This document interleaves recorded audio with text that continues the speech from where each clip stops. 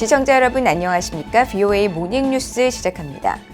북한의 핵미사일 위협이 지속되는 가운데 미국의 북부사령관 겸 항공우주방위사령관은 북한의 위협을 지적하면서 차세대 요격기 배치의 중요성을 거듭 강조했습니다.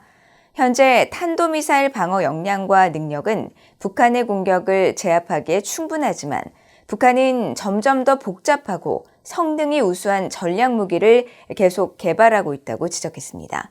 이조은 기자가 보도합니다.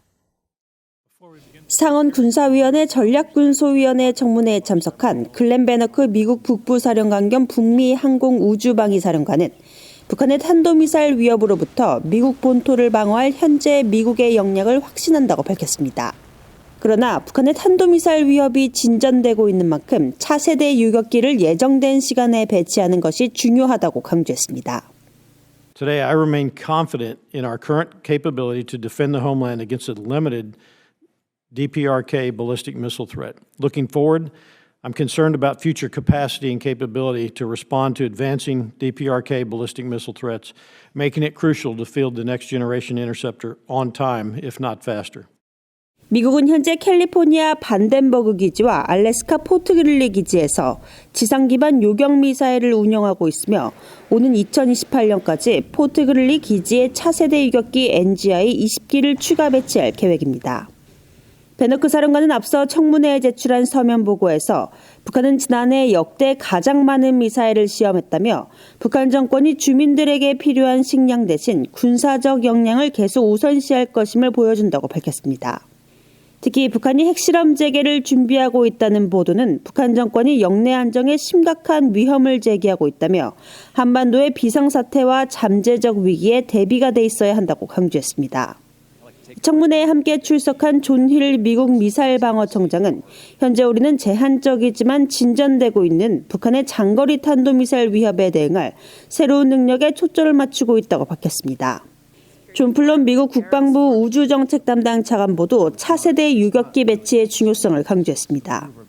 플럼 차관보는 이날 서면 보고에서 미국 본토에 대한 북한 미사일 위협의 범위와 복잡성이 증가하는 가운데 미국은 포괄적 미사일 곁에 접근법의 일환으로 지상 기반 중간 단계 방어 체계 GMD 개선을 통해 북한의 위협에 앞서가고 있다고 밝혔습니다. 또 이 시스템의 핵심 구성 요소는 2028년 초 배치 예정인 차세대 유격기가 될 것이라면서 이것은 북한의 대륙간 탄도미사일 ICBM으로부터 미국을 방어할 능력을 크게 향상시킬 것이라고 강조했습니다. VOA 뉴스 이조은입니다. 한국의 권영세 통일부 장관은 한반도 문제 해결을 위해 한국과 미국, 중국 등 3국의 협력이 절실하다면서 중국의 역할을 강조했습니다.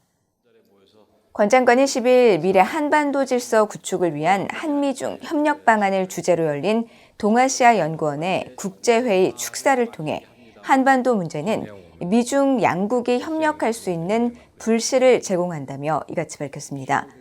권 장관은 이어 북한을 대화의 장으로 나오도록 하기 위해서는 어느 때보다 국제사회의 일치된 대응이 필요하다면서 특히 북한이 많이 의존하고 있는 중국의 역할이 절실한 상황이라고 강조했습니다.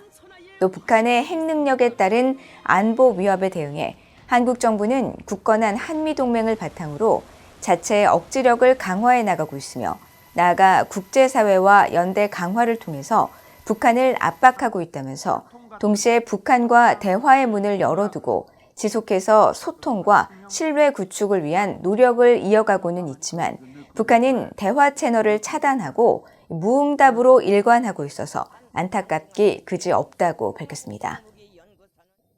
현재 미한 양국의 대북 확장 억제력이 과거 북대서양조약기구 나토의 대소련 확장 억제력을 크게 능가한다고 한국국방연구원의 김윤태 원장이 평가했습니다.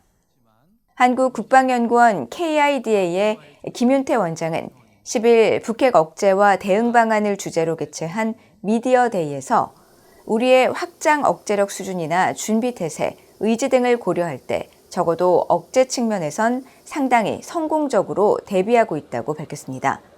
김 원장은 특히 나토가 옛 소련에 대해 갖고 있던 확장 억제력과 비교할 때 북한에 대한 미국의 확장 억제와 한국의 재래식 능력을 합친 맞춤형 억제 능력은 최소 10배 이상의 군사적 억제력을 갖는다고 강조했습니다.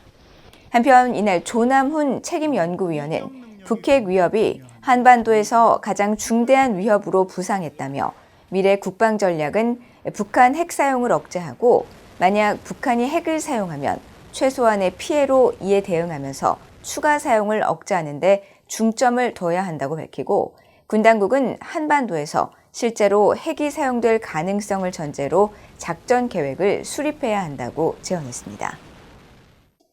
한국 검찰이 간첩 활동을 한 혐의로 민주노총 전 현직 간부들을 기소하면서 북한이 지령문을 통해 대남 공작을 위한 세부적인 활동에 관한 지시를 했다고 10일 밝혔습니다.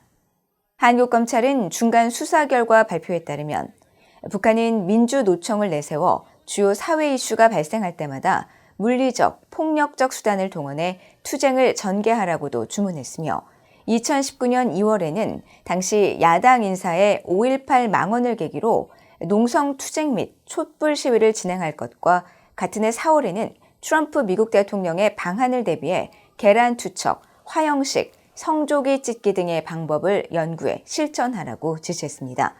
또 북한 측은 일본 제품 불매 운동이 일어나자 일장기 화형식, 일본인 퇴출운동, 대사관 및 영사관에 대한 기습 시위 등 반일 투쟁도 적극적으로 벌여달라고도 요구했으며 2021년 5월과 7월 지령문에는 특정 보수 언론 매체를 가짜뉴스 전파 소굴로 간주하는 서명운동과 구독 거부, 시청 거부운동 등을 전개하는 등 신문사 폐간을 요구하는 사회적 분위기를 고조시키는 데 적극적으로 기여해달라고 지시한 것으로 드러났습니다.